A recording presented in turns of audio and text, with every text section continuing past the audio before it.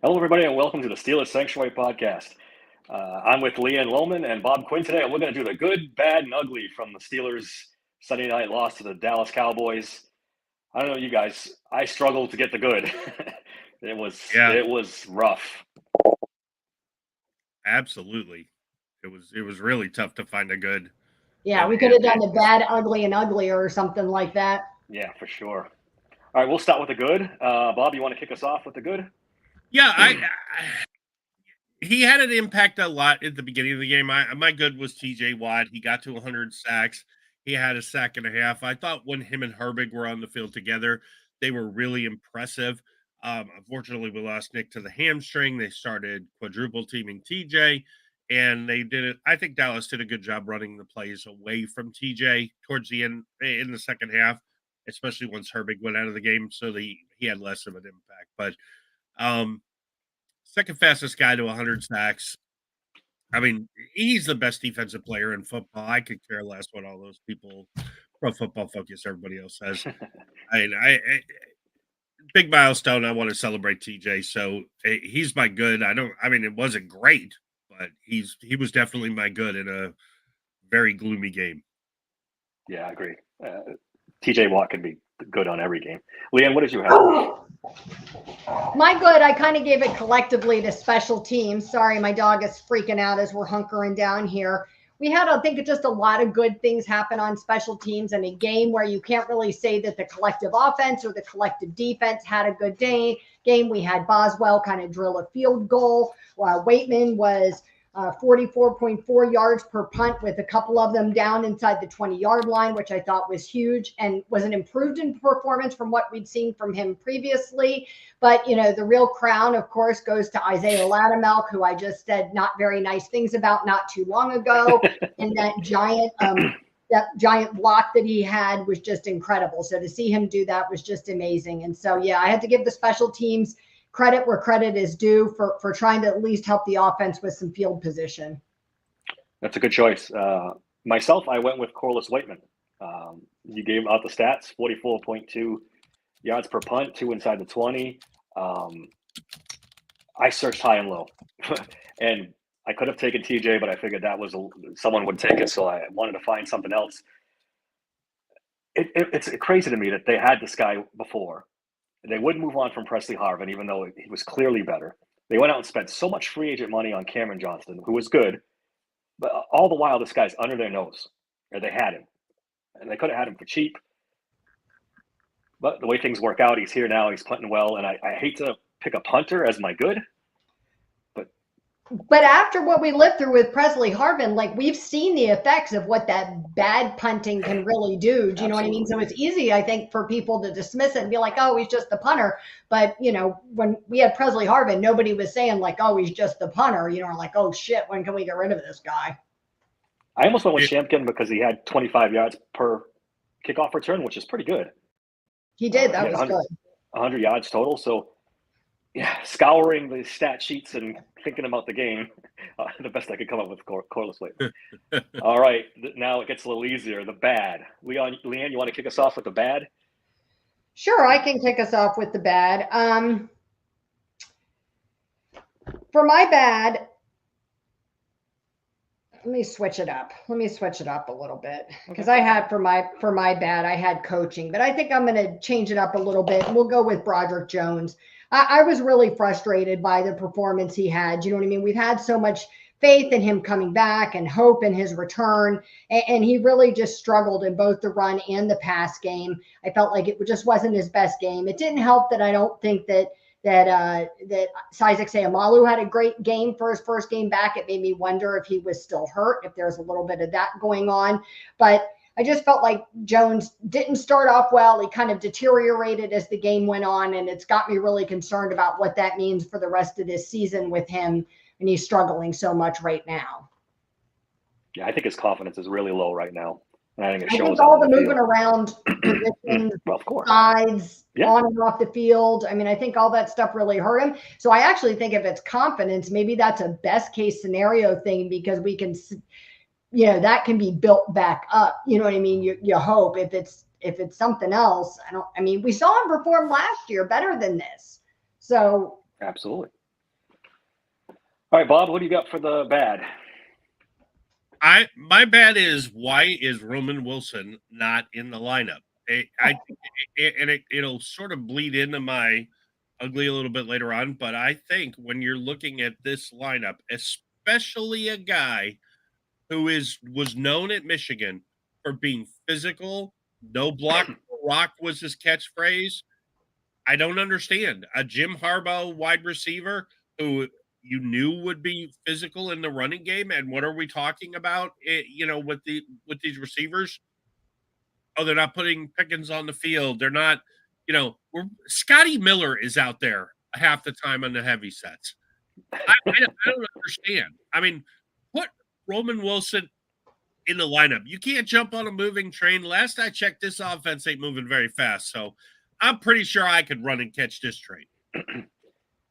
This wide receiver room, it's such a low bar. Roman Wilson has to be an improvement over anyone not named George Pickens, right? I just don't understand it. It's inexplicable why he hasn't played. It really is. I heard someone say today that they think that the Steelers are going to aggressively go after a wide receiver, like if they don't get Davante Adams. And I always think when I hear people say stuff like that, I forget who it was that said that today. I'm like, do you not watch the Steelers? Do you know what I mean? Do you not know the kinds of things they do? Like, we aren't known for doing things like that. Do you know what I mean? Right as the trade deadline's approaching. I don't know. And then if so, who? Like, who's left if it's not Davante Adams? Who is this wide receiver that we're aggressively going after that wants to get out of the situation he's in, that's that good? Do you know what I mean? So I don't know. I wish they would. I wish they would. I wish they would too. They desperately need it. But and then it leads to the question, what wide receiver wants to come here? Right. With this offense, with this offensive coordinator, and I thought about that. I think DJ, like, could he feel like he might be able to be like a savior in this team? Do you know what I mean? I don't know. Yeah, I think he'd rather go play with Aaron Rodgers and come to this mess. I think DJ Moore was a possibility, but yeah, I mean, after the last couple games, he's looked pretty good with Williams. So I think that's died down a little bit. My bad's going to be coaching. The whole thing. we started to hear that C word, bad communication on defense again. They didn't seem at all in sync with each other. They didn't seem like they had a cohesive game plan for the Cowboys on defense. On offense, I'm sorry, this Arthur Smith, Mike Tomlin combination is just not doing it. I mean, we're averaging, what we say, 18 points a game, 5 games in. We faced 2 of the worst run defenses in the league in Indianapolis and Dallas. And our leading rusher was 30-something yards Najee Harris had. This is a mess. And I'm sure we'll get into the George Pickens things in a little while. We went from 3-0 to 3-2, and things just seem to be getting worse. And so for me, it's coaching. It always comes back to coaching for me. I think it's hard to argue with the coaching point, especially with some of the mistakes that were made with the timeouts, like the bizarre usage of the timeouts and whatever. We'll talk about George Pickens, like you said, but whatever this wacky plan is to load manage your 23-year-old receiver when he's the only one you have. I mean, I felt like there was a lot of stuff that was questionable, and I'm not usually one who pushes back on Tomlin a lot. And I felt like there was a lot of stuff that some of the play calling, I just really didn't understand. Well, here's what I don't understand with the running game. We ran the ball pretty well against the Chargers, who are a very good run defense. Yeah. And now we can't run the ball against Indy. Is that our play-up, play-down team, though? Well, but then we could run the ball against Dallas. Yeah, I mean, Vegas isn't very good against the run either. So, yeah. But we lost Cordarrelle. We lost Jalen. And Najee the last 2 weeks, I don't know if he's trying to pump himself up and say, I'm going to be the bell cow back and I'm going to do more than I can. But, I mean, we're just not seeing it. I mean, he averaged like a yard a carry against Indianapolis. He averages 3 yards against Dallas. And, I mean, I'm sorry, but Dallas didn't have any defender of their starting defense. Although I do like that kid, Demarion Overshown. I wrote a profile for him a couple of years ago for when he was coming out in the draft. He's a guy I really hope for the Steelers to get. But, I mean, bottom line is it doesn't make sense. I mean, And if you go out in heavy packages like last night, if you watched the Chiefs game last night, the Chiefs were basically playing with 4 tight ends, a fullback, an occasional running back, and Juju. I mean, and Worthy had a couple nice plays, but it was more in the running game than the passing game. And they put up 26 points. I mean, yeah, they stalled in the red zone a bunch, but I mean, there was never a doubt they had a plan and a cohesive. I don't get it. And their running game was effective. It's more effective than ours, and they got nobody running the ball. Yeah. Juju had 100 yards receiving. And if what we came in with was our plan, right? And that was the game plan, and we thought that was going to work. And then when it didn't, why wasn't there some kind of major adjustments made? Even if you waited till halftime to do it, where you make this adjustment and you go, oh, holy crap, we thought that would work and that didn't work. And now we need to do something different. But instead, we just keep doing the same thing that's not working over and over again. Yep. Yeah. All right. So that brings us to the ugly. I mean, what wasn't? There was a lot of that. Bob, you want to kick us off? Ugly? You get the first. Yeah, I'm going to piggyback off the coaching, and here's where I'm specifically going to go. I don't know what has happened to the players' coach, Mike Tomlin, but we're starting to see a pattern of virtually every good wide receiver can't be controlled. So the credit he got for the AB madness has now turned into Martavis Bryant. They went back to Santonio Holmes. I heard Joe Starkey did this today. But Santonio Holmes, AB, Martavis Bryant, Deontay Johnson, George Pickens. There's a common theme running through. We are seeing offensive line guys that we're being too cute by half, because we decided in our infinite wisdom to go get a new offensive coordinator and give him Matt Canada's assistance. I don't understand why Pat Meyer has a job and why Mike Tomlin, who's involved in this, whether all the Mike Tomlin apologists, look, you can't say he's not involved in picking the players and never blame him for the losses. I mean, he's either involved or he's not. And I have to think that an offensive line coach cannot go to show up on game day and just say, oh, by the way, the guy you drafted at left tackle, we're going to play him at right. The other guy you drafted, who's the first round pick, yeah, he's going to sit on the bench. The fourth round pick who's leaving after this year, yeah, he's going to start at left tackle. I don't get it. I think that and they're losing players. I think Broderick Jones, part of his struggles, and I think Leann was right to call him out. I'm a big Broderick fan, as everybody knows, but he hasn't played as well as he could have. But I don't think it's because he's lost his ability. I think he's lost interest. You're jacking the first round pick around, and we're starting to see it. Najee not quite as effective. All these SEC guys who we were excited to get are looking around going, this is a joke. An absolute joke.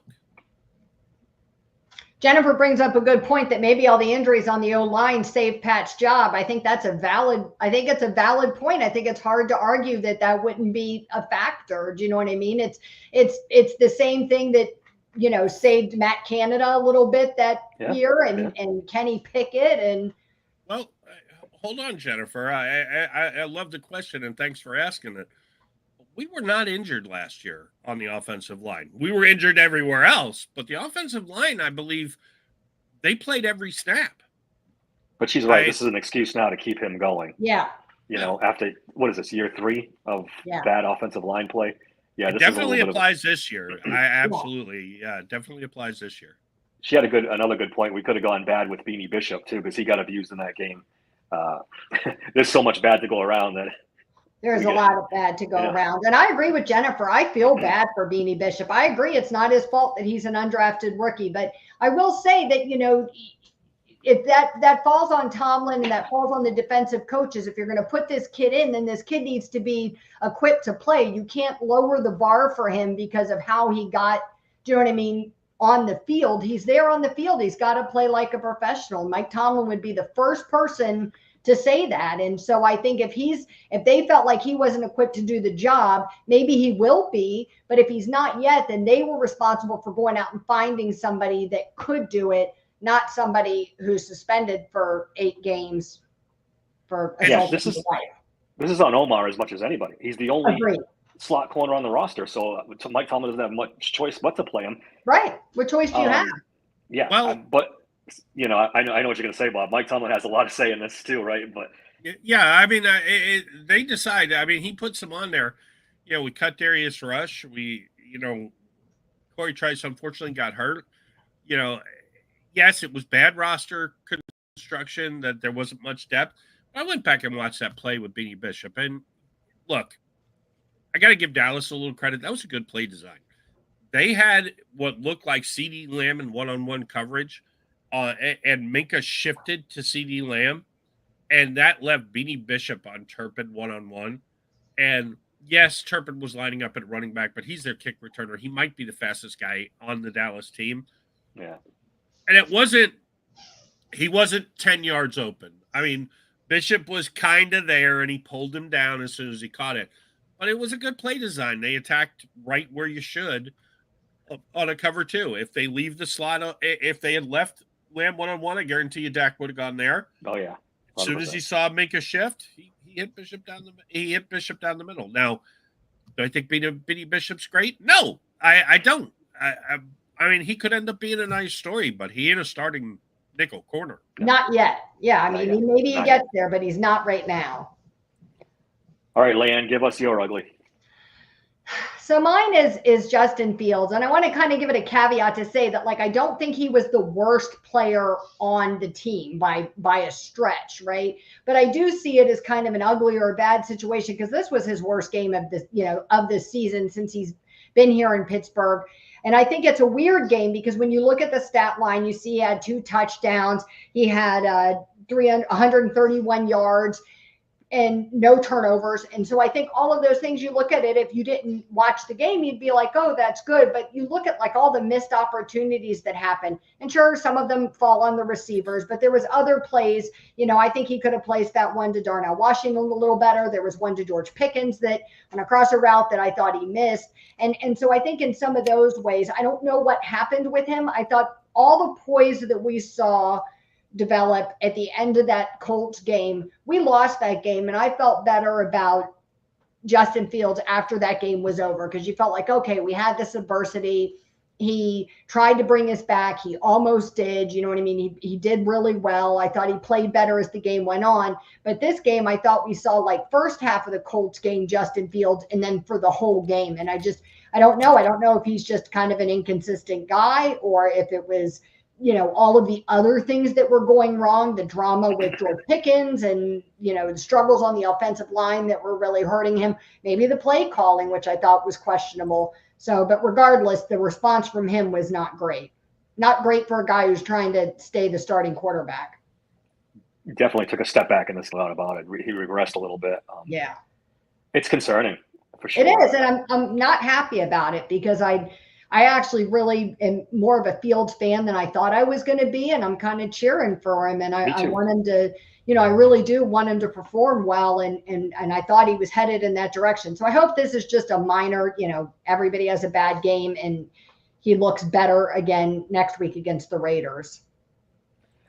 All right. To wrap it up, my ugly is, of course, George Pickens. It's not just a bad game. It's everything surrounding this that makes this ugly. The quote unquote benched or not benched, or load management, or however you want to couch this. I mean, if you're load managing the 23-year-old wide receiver, but you're not load managing the 30-year-old Van Jefferson, then we're not load managing. That's just bullshit. This is something else entirely. We don't know what's going on behind the scenes, and we see some stuff on the field. We saw it last night, a little bit of loafing, a little bit of maybe not running out routes. Is there something going on in practice? Is there something going on in the meetings? That's concerning. There's a reason George Pickens lasted to the second round. There was a character red flag on him. There was injuries too, but more importantly, I think, was the character stuff from Georgia, and it's rearing its ugly head. And we talked about this on the last podcast. The Steelers have hitched their wagon to George Pickens. There is nobody else. If they stop playing him, or stop benching him, or he checks out from being punished, they are screwed. Screwed. Can you imagine a Van Jefferson, Calvin Austin Scotty Miller trio as your 3 wide receivers, they're finished. And it makes you feel like the best case scenario was that this was an actual benching for lack of effort or whatever it was that Tomlin felt he'd seen prior to this game, and hopefully this got through to him and he's better coming back. I don't know. But then what does Mike Tomlin say at the press conference against the Raiders when Pickens comes back out and runs, plays all the snaps that he normally does? How does he, what does he say about load management then? Because somebody will ask. Brooke Pryor will ask and get her head taken off. Somebody will ask. Yeah, I mean, he's lost credibility with this. I get you can't come out and blast your star wide receiver, but just say that. Yeah, he did say it today. Today he said, I keep that stuff privately. So when you were asked about why he wasn't playing, just say, yeah, exactly. I'm not going to discuss it with the press. Yeah. Well, how come you can't blast your wide receiver? But I mean, to me, when you're comparing him to Cam Hayward, Peyton Wilson, and Landon Roberts, you're blasting some of your best defensive players. Well, he said though that it wasn't about performance. It was about this like new thing the NFL is doing about spreading the snaps out so that you don't fatigue guys. So he wasn't saying today that it was like they do anything wrong. He was saying they all do the right stuff, and so does Pickens, which is absurd because we all watch Pickens not doing the right stuff. Exactly. Yeah. Not to mention the fact every other Coach Adriani taking over the wide receiver room. And she said that's a good point. He's not. No, it's not having any effect on George Pickens whatsoever. They said it did early, early in the season. They were saying that it made this big impact, but then you see him ripping that guy's helmet off, and it makes you wonder if that was just a momentary, Pickens is the only wide receiver, so he's high on the hog, and then all of a sudden, there's issues, and once again, the behavior ramps up. This is who George Pickens is. Hopefully it's just a maturity thing and he grows out of it. But right now, to count on him as your number 1 wide receiver is asking for trouble. And we're seeing it, and for him to have half the snaps of Van Jefferson and a lot less than Calvin Austin, then we sit here on Monday morning and why the offense struggled. It's like your wide receiver 1 is checked out or in the process of checking out. You're benching him. You didn't bring anybody else in. And then you get concerned. Is this going to make Omar Khan desperate at the trade deadline? Is he going to think to himself, I have to have a wide receiver now and then overpay for somebody? That's the other concern going forward. So that's why all this together makes it very ugly for me and very concerning. Yeah, I don't think he'll be necessarily desperate because I don't know who there's going to be to trade. What are you going to do? Go out and get DeAndre Hopkins? He's probably better than what we got right now. But yeah, I'm not a big D-Hop fan at this point in his career. I don't know if that does. You're right. He's better than what we have, but that's the level of guy that's going to be available. And let's face it, if the Jaguars beat the Bears on Sunday morning, Christian Kirk is probably not going to be available because now all of a sudden the Jaguars are 2-3, right? And they think they're in the AFC South race. I mean, at this rate, even the Chiefs aren't great. The AFC is wide open. It's a weird year. It is a very weird year. Our buddy David Korab chimed in. He said 3 years and he doubts George Pickens changes. I tend to agree with you, Dave. I'm starting to get very worried about this. Yeah. And I hate it. I'm really a Pickens fan. I was kind of a Pickens apologist when he first came on the team and defended him a lot. And so to see him do something like he did the other night, like I get it. I'm the most competitive person I know. So I would struggle. I struggled playing sports with people talking smack to me. I know that Jordan Lewis was jawing at him the whole game. He wagged the ball in his face. But this is football. This happens all game long. And you have to be able to keep your cool. You can't lose it like that. Yep. Honestly, of everything that happened, that was the least concerning thing to me, that little incident after the game. I know social media, he should be suspended. Really? How about the helmet-to-helmet hit on Justin Fields? Maybe that guy should get suspended. Yeah, but it speaks to his immaturity. It's a stupid thing to do. On a growing list of stupid things that he's done since he became a Pittsburgh Steeler. So I get it. It's not that big a deal, but in totality, it kind of is. Jennifer mentions that Carter said that Calvin Austin was more open than he thought when he watched the live game. We better hope that Calvin Austin gets way more open because You got that right. we need somebody. You got His that crowning right. career achievement was against Vegas. So Yeah. Maybe he'll have another huge one this time. Let's hope. absolutely, Is that all we got for the good, bad, and ugly? We ready to wrap up? I think that's so. it. All right. For Bob Quinn and Leann Lohman, thanks a lot for listening to the Steelers Sanctuary Podcast. Don't forget to like, subscribe. That really helps us out. Comments in the chat really help us out too. We really appreciate you guys who commented. Until next time, thanks for listening to the Steelers Sanctuary Podcast.